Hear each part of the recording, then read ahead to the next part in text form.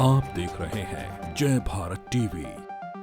22 जनवरी को राम मंदिर में प्राण प्रतिष्ठा का एक भव्य कार्यक्रम है। उसकी तैयारियां तो चल रही हैं, लेकिन साथ में बीजेपी, आरएसएस, विश्व हिंदू परिषद, बजरंग दल, अलग अलग प्रदेशों में उनके स्वयं सेवकों को जिम्मेदारी दी गई है कि आप इनविटेशन दीजिए, लोगों को बुलाइए।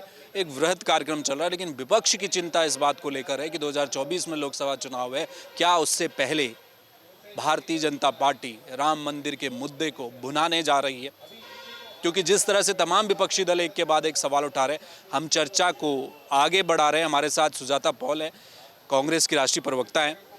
मैम, खुशी है विपक्ष को, राम मंदिर 500 साल बाद प्राण प्रतिष्ठा हो रही है, कोई सवाल तो यहाँ पर नहीं होने चाहिए। दरवाजे किसने खुलवाए थे? राजीव गांधी जी ने।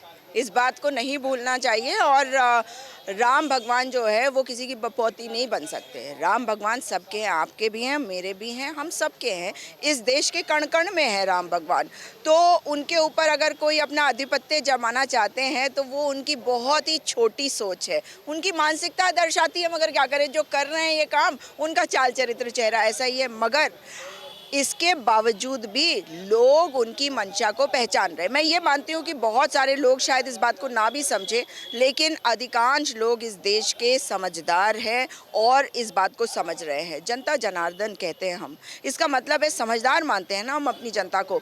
तो भारतीय जनता पार्टी अपना ट्रैक रिकॉर्ड देखेगी तो उन्होंने बहुत सारी चीज़ों को दोबारा करा है। तो जो चीज़ आप कई बार करते हैं ना, वो आखिर में जाकर फेल होने लगती है। क्योंकि जहाँ तक राम मंदिर की बात है तो वहाँ पे मुरली मनोहर जोशी जी नहीं होंगे, अडवाणी जी नहीं होंगे। भाई वो भी तो क्रेडिट लेना चाहते हैं राम मंदिर के लिए, क्योंकि उन्होंने भी कहा कि भाई हम बनवा रहे हैं। तो सच्चाई है कि आज अगर आप देखें कि देश में जैसा माहौल है, गरीबी है, बेरोजगारी है, ये सारे असली मुद्दे हैं। और लोगों के जब तक पेट में आप खाना नहीं देंगे, उन्हें अच्छी नौकरी नहीं देंगे ना, वो आपके हर चीज़ पर नज़र रखकर आप पर सवाल उठाएंगे। इसलिए जनता जानना चाहती है मोदी जी से कि रामनाथ कोविंद जी तो राष्ट्रपति रहे हैं, भाई उनको क्यों नहीं बुला रहे हैं? जानते हैं क्यों? क्योंकि दलित थे।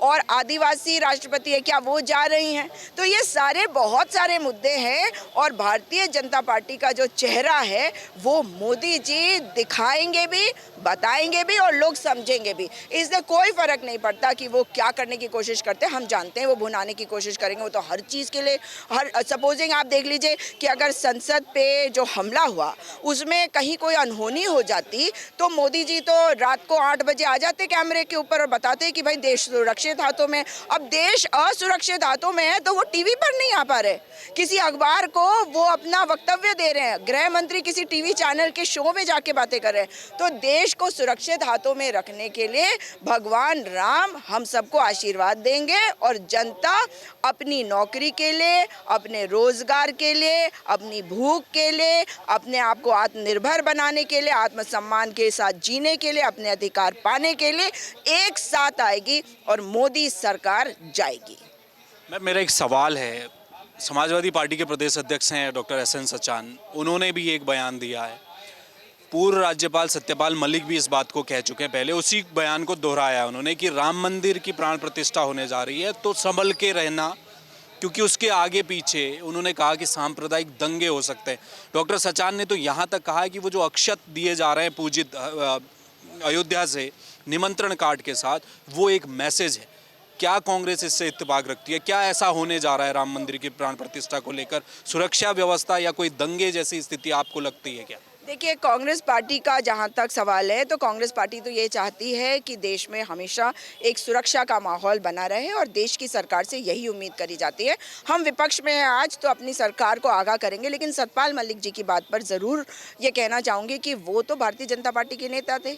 उन्होंने इन पर सवाल उठाया, इन्होंने उनको कहा तुम चुप रहो, ये कुछ और बात है। उन्होंने कहा कि भाई राम मंदिर में कहीं ये कोई बॉम्ब ना डलवा दे। अब बताइए, अगर बॉम्ब की बात सतपाल मलिक जी कर रहे हैं तो इसमें कांग्रेस का क्या लेना देना?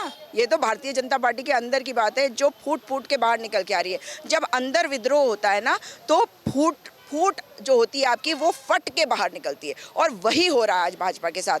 तो मैं तो भगवान से प्रार्थना करूंगी और भगवान राम से प्रार्थना करूंगी कि ऐसी कोई मतलब अनहोनी के बारे में हमें सोचना भी ना पड़े, ऐसा हो ना। और हमारी जो सरकार है वो भारत की सरकार है, वो उत्तर प्रदेश की सरकार है, तो राज्य की सरकार है, वो अपनी जिम्मेदारी से काम करे और किसी के भी जीवन को किसी भी तरीके से किसी भी असुरक्षित भावना के तहत ना आने दे। विश्व हिंदू परिषद का भी, आरएसएस का भी, बजरंग दल का भी और राम मंदिर की व्यवस्थाओं में लगे लोगों का कहना है कि हम विपक्ष के नेताओं को भी, सबको हमने एक लाइन में रखा है, विपक्षी नेताओं को भी बुलाएंगे। उत्तराखंड में कांग्रेस को इनविटेशन मिला राम मंदिर के अभी किसी नेताओं को या आपको? देखिए, मुझे तो नहीं मिला, पर मेरे पास वो पर्ची है जो मैंने बहुत साल पहले जब डोनेशन इकट्ठा किया जा रहा था घर घर आके, तब मैंने पैसे दिए थे।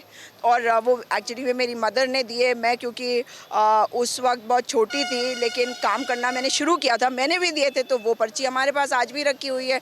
तो ये उम्मीद तो थी कि हमें इन्विटेशन आएगा, इन्विटेशन आया नहीं। क्या किया जा सकता है, भारतीय जनता पार्टी कहती कुछ है और करती कुछ है। उसी तरह से इनके अफिलिएट्स जो है, आरएसएस, विश्व हिंदू परिषद, हिंदू महासभा, जो गांधी को नहीं मानते वो हमें क्या प्यार से बात करेंगे हमसे। तो इनविटेशन तो बड़ी दूर की बात रहती है। चलिए, शुक्रिया मैम। जी, धन्यवाद। चलिए, राम सबके हैं, आमंत्रण पत्र की आवश्यकता नहीं है। राम मंदिर बनेगा, प्राण प्रतिष्ठा होगी तो पक्ष विपक्ष हर व्यक्ति वहां जाकर माथा झुका सकता है भगवान राम के आगे। पर सवाल वहीं पर आकर खड़े हैं, क्या बीजेपी राम मंदिर के मुद्दे को राजनीतिक तौर पर 2024 के लिए एक हथियार के तौर पर यूज करने जा रही है? ये विपक्ष की चिंता है जो बनती भी दिखाई दे रही है। कैमरामैन मयूर उपाध्याय के साथ हेमवट, जय भारत टीवी।